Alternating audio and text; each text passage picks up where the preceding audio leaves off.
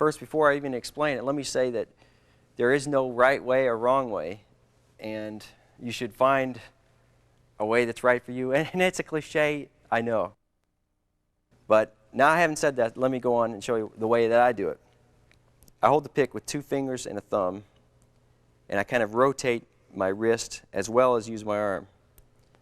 And it's way different than average, and it does have some limitations. The first one is probably speed, because I believe that rotating everything in one plane, like the traditional picking method, in other words, will probably give you the most possible speed.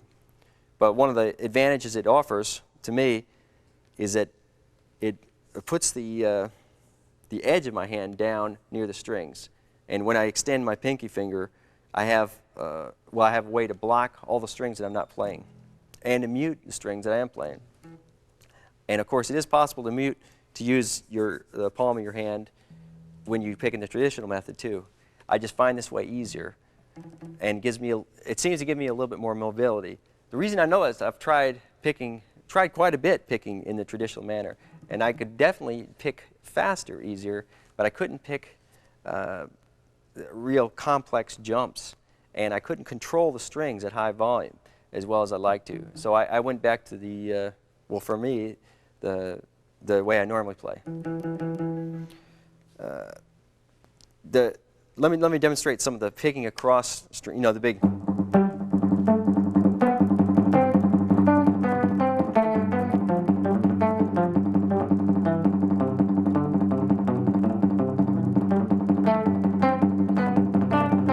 Things like that are just really hard to do with the traditional picking method, and for me are easier with jumping around like this.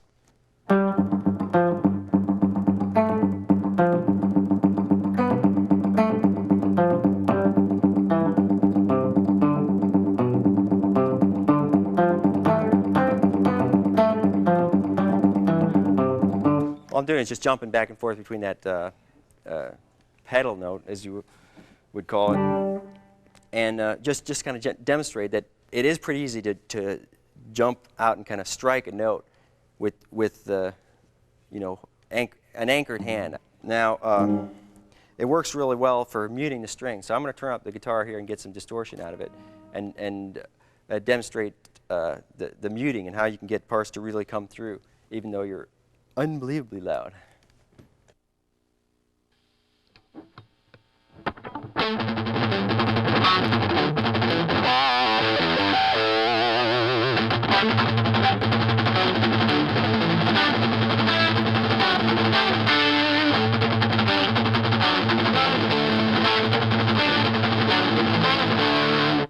One of the ways I use the muted technique is to kind of calm down the lower notes when I'm playing with a lot of distortion. And, well, I don't know, just for a different feel. Like, a lot of times I'll do a fast line muted.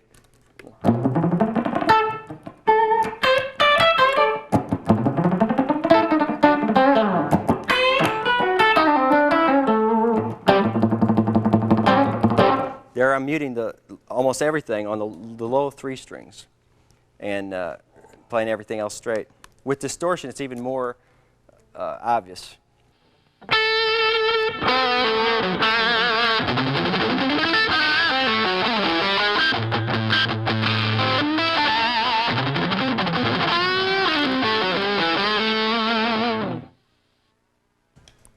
And I'm going to give an example of, well, without a band, playing along and using the muted fast notes to directly contrast, longer sustained notes.